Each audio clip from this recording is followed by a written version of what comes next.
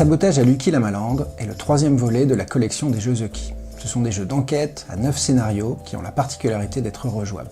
Vous y jouerez un inspecteur de police qui doit faire le tri parmi une multitude d'informations pour mettre derrière les verrous nos trois coupables en ayant retrouvé le lieu de sabotage, l'outil qu'ils ont utilisé, à quelle date.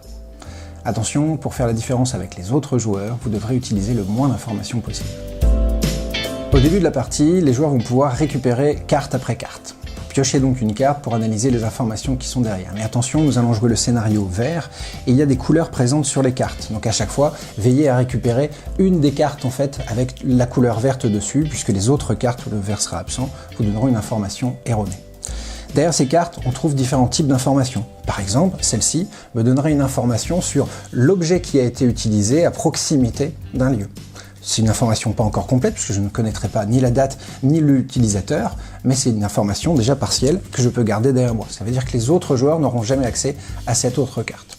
Immédiatement, je peux aller récupérer une autre d'entre elles. On pourra trouver des empreintes qui, en fait, à l'aide du miroir qui est ici, vous permettront d'analyser et de retrouver dans le journal d'enquête quel utilisateur, qui avait pu utiliser ces chaussures à proximité, cette fois-ci, des cascades d'eau. Je pourrais donc noter sur mon cahier à chaque fois ces informations. Sur cette carte qui est ici, je sais que ce personnage-là a agi avant tel autre personnage. Alors que sur cette carte-là, je vais pouvoir retrouver dans les affaires de ce personnage certains tickets. On retrouve à nouveau dans notre journal d'enquête qui fourmille d'informations l'idée que ces morceaux de tickets-là ont été utilisés certains jours. Je peux donc en conclure qu'elle n'est jamais venue à la date du 6. Et donc, à l'aide de mon crayon Velleda, je vais directement noter sur mon tableau que ce personnage-là n'a pas pu agir à la date du 6. Si on revient un petit peu en arrière, on avait une carte qui nous disait que ce personnage-là avait agi avant celui-ci. Je peux donc tout de suite noter que je sais que la personnage blonde n'a pas pu agir non plus le premier jour, puisqu'il faut que quelqu'un ait déjà pu agir avant elle. Sur ma ligne des personnages, je sais déjà que le personnage blonde n'a pas pu agir le premier, ni le deuxième, elle a donc agi le troisième jour. Je peux donc rayer à chaque fois dans la ligne les autres personnages correspondants. Au fur et à mesure, vous avancez dans votre enquête, et par recoupement et analyse, vous allez pouvoir retrouver dans chaque colonne, chaque ligne, les personnages, les objets utilisés et les lieux de sabotage. Vous l'aurez compris, il y a plein de mécanismes différents qui vont vous permettre d'avancer dans l'enquête. Au dos des cartes, vous avez des pictos qui vous indiquent pour vous aider à avancer vers ce que vous cherchez. Si je connais déjà mes personnages, j'éviterai les cartes qui présentent les pictos des suspects. Mais on a des pictos qui vous indiqueront cette carte parle de l'objet, parle du lieu, ou ainsi de suite. Et donc vous utiliserez le dossier, c'est-à-dire qu'ici sur cette carte, vous avez une multitude d'informations pour récupérer des points de vue, des proximités.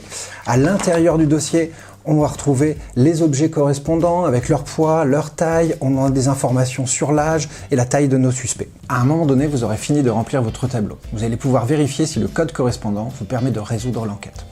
Sur mon tableau, la ligne des personnages me donne un ordre. J'ai découvert la femme brune, puis l'homme, puis la femme blonde. Sur le côté de mon plateau, vous pouvez le voir à l'intérieur de votre matériel, la ligne correspondante me donne le numéro 3, c'est-à-dire, comme nous l'avons dit, la brune, l'homme et la blonde. Vous faites de même pour les objets et pour les lieux, et vous allez obtenir un code. Ici, je trouve le 325, et je vais me saisir, si je suis le premier, de la clé verte et la mettre dans la serrure 325. L'outil de vérification là, est fourni dans le jeu et permet aux joueurs de savoir si c'est bon. Je vais attendre que les autres joueurs aient fini de jouer, et quand tout le monde aura fini de jouer, nous allons vérifier. Je retourne le plateau, et si la clé verte est bien apparue à l'intérieur du cadenas vert, c'est que ma résolution est la bonne. Reste à savoir maintenant qui a gagné. Si je suis le plus rapide, c'est-à-dire le joueur qui a récupéré la clé et qui a fait la vérification, j'aurai le droit de supprimer l'une des cartes de mon paquet d'enquête, car toutes les cartes que j'ai utilisées comptent et pèsent dans mon enquête. Sur ces cartes, vous avez des informations, une dernière information qui est 2, 3 ou 4 points.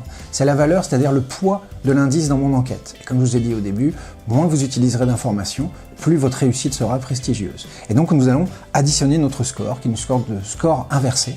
Et donc le joueur qui a récupéré la clé verte va pouvoir enlever la carte de plus petite valeur. Tout le monde fait son addition parmi les joueurs qui ont trouvé la bonne solution, et le joueur qui a utilisé le moins de points d'information remporte la partie.